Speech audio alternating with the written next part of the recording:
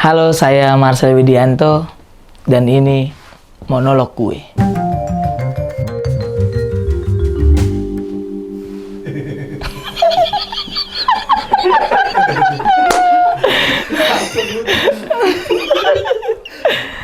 Ya, hari ini gue pengen cerita salah satu hal yang belum pernah gue ceritakan di tempat-tempat lain. Ya, itu ada instastory orang.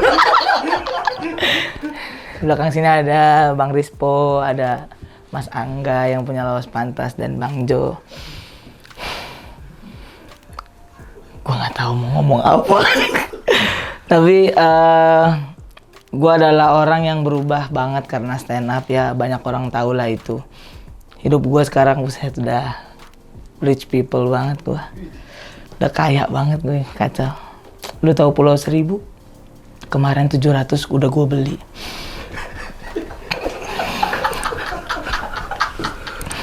Lu tahu belut listrik? Tiap bulan gue yang bayar tokennya.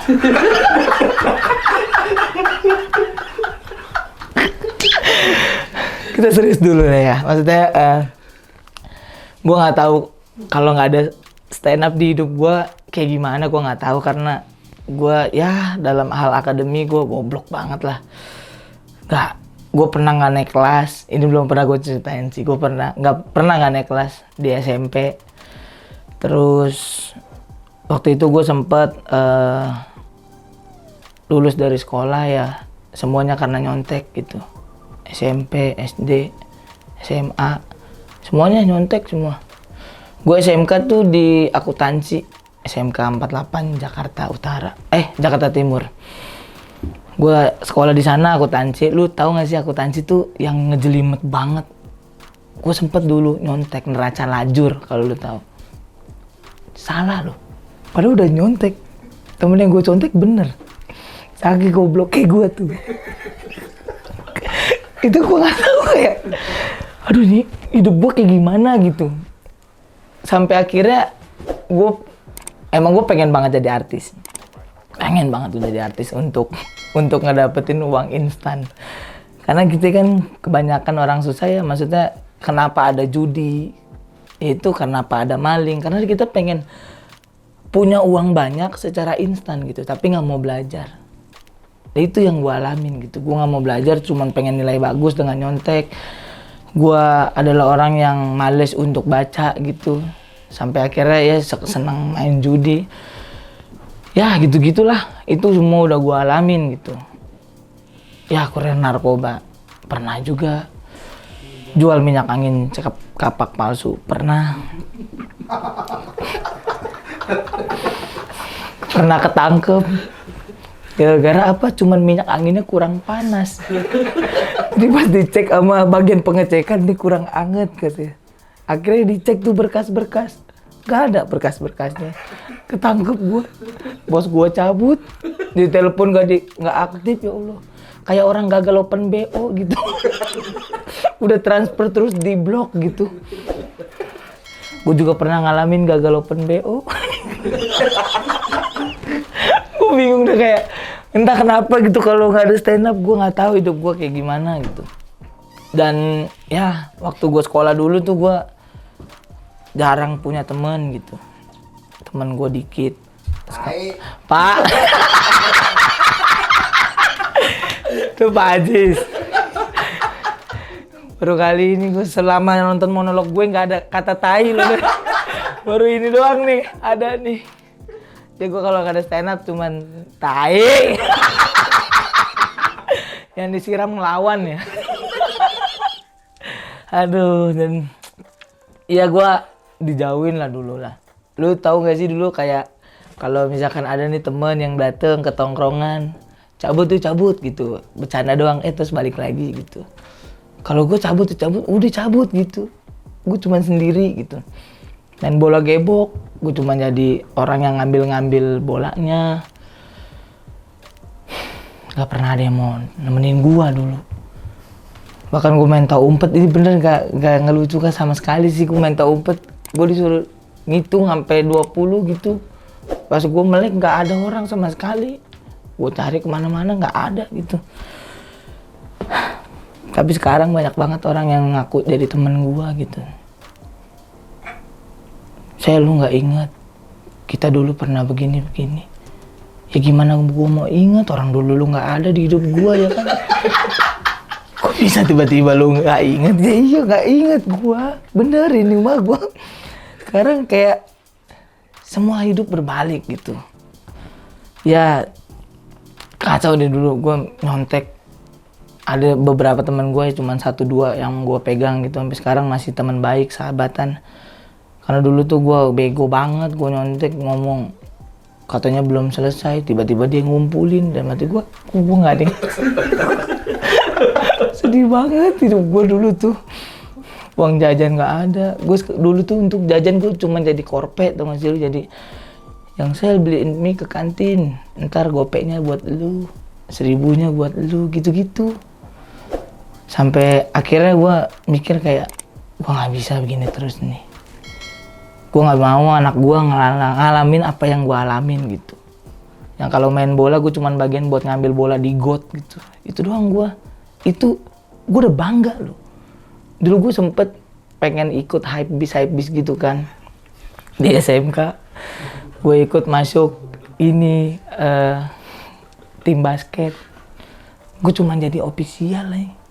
Kalau tim basket itu tanding ke sekolah lain, ofisial dengan nama bahasa Inggris, ofisial, gue kayak berbangga hati gitu. Gue ofisial padahal kerjaannya budak gitu. Jadi mereka main, gue yang bawain minumannya. Mereka kelar latihan, rompinya dilempar ke tengah lapangan, gue yang mungut. Ada rompi orang Jawa, orang Kalimantan, dari Papua juga ada. Gue cium, bau Nusantara.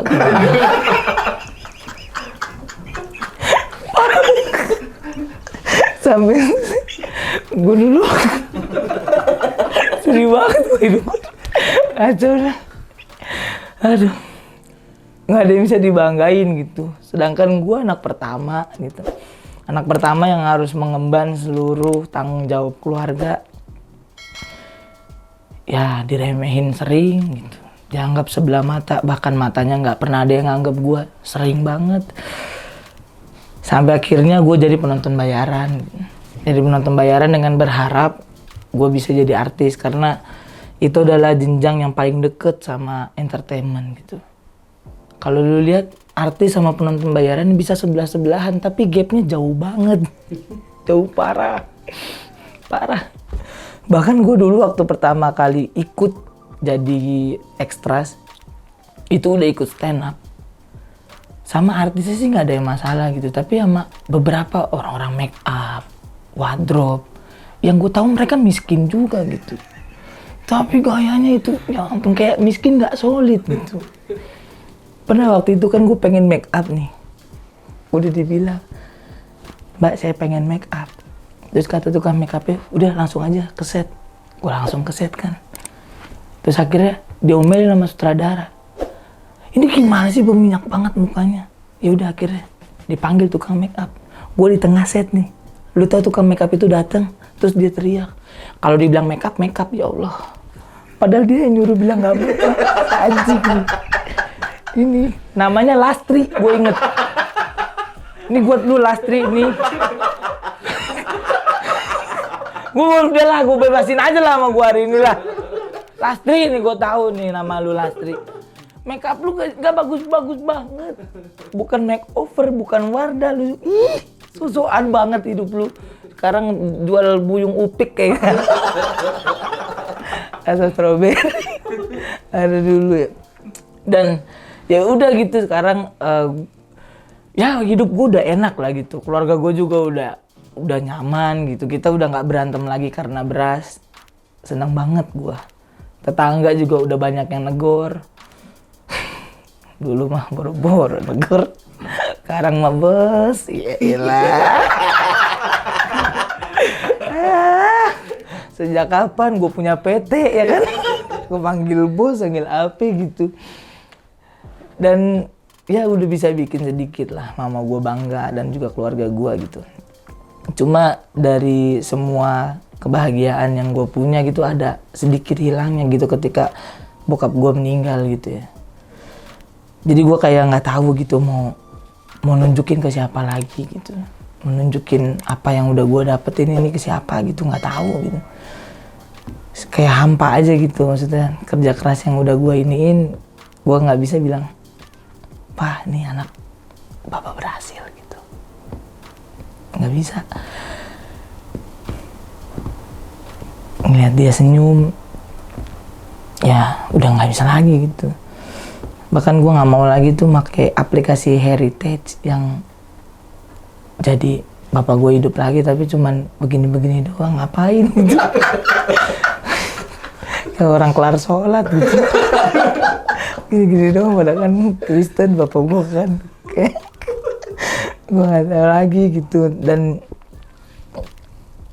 sampai gue bingung gitu kenapa harus ada kematian di hidup ini gitu.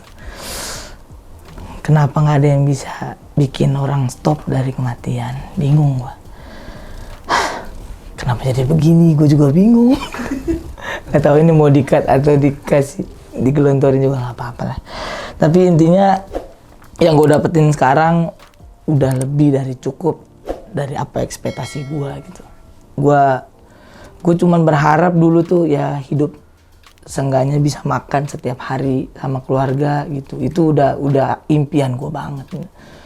Tapi yang Tuhan kasih lebih dari itu. Sekarang gue sepatu Air Jordan ya kan, yang ada gambar orang main basket. Dulu sepatu gue NB New Basket, lu tahu? Yang sekali jinjit ngelopek gitu pinggirannya. Terus di jempolnya kadang ada mendelep begini, landai gini kalau udah lama. Sedih banget itu dulu. Napak juga sakit banget gitu. Kayak kita pakai sendal rematik gitu, tak gitu. Kerasa batu-batu di bawah tuh kerasa kalau pakai itu tuh. Sekarang gue udah parah banget gue. Kemana-mana pakai mobil gue sekarang. Debu-debu udah minder ke pipi gue sekarang. Sekalinya dia nempel di pipi gue hilangkan dengan skincare. Kalau dulu mah gue nggak peduli, gue sama kulit gitu, bodo amat, gue kanker. Sama sekali nggak peduli gue dulu. Terus sekarang gue udah ada obrolan kayak gitu, dan gue sampai entah kenapa gue bisa ketemu sama orang-orang yang di luar. Kok manggil gua tiba-tiba orang lagi tag dipanggil. Gue sampai gue bingung gitu. Ini stand up ngebawa gue jauh banget ke ekspektasi gue gitu. Sampai akhirnya gue bisa ketemu sama para menteri, bisa ketemu sama bos-bos di atas sana yang dulunya padahal jauh banget. Dulu gue ketemu HRD aja kehalang 7 satpam, masa lu tahu? Lamaran gue gak pernah diterima gitu. Seragam kita sama, hitam putih, udah. Tapi sekarang karena stand up, gue bisa berubah hidup gue. Sekarang seragam hitam putih itu sudah digantungkan. Dan sekarang gue udah bisa duduk di atas kesuksesan. Gak apa-apa dong aku sombong dikit ya kan. Karena menurut gue apa yang kita udah capai itu semuanya bisa terjadi karena kerja keras. Jadi buat kamu semua yang ada di rumah, apapun yang lu lagi jalanin, mau stand up, mau lu penyiar radio, mau bahkan lu pengepul sampah. Bahkan karena gue dulu juga sering ngambil gelas-gelas di jalan gitu. Ngambil gelas granita, Sanqua, Aqua Indi tuh, Sanqua, Fit, Aldo. Ada loh air Aldo. Di Priok coba air gunung. Banyak gitu. Itu gue kumpulin, gue daur ulang, gue jual ke pengepul. Dan menurut gue apapun keadaan kita, apalagi di masa pandemi ini, tenang teman-teman. Kita pasti bisa sukses. Kita pasti bisa sukses. Asal kita yakin, bekerja keras, dan tetap cinta sama orang tua. Dan ingat, jangan lupa sama keadaan kita yang dulu. Saya Marsha Widianto, dan inilah monolog gue.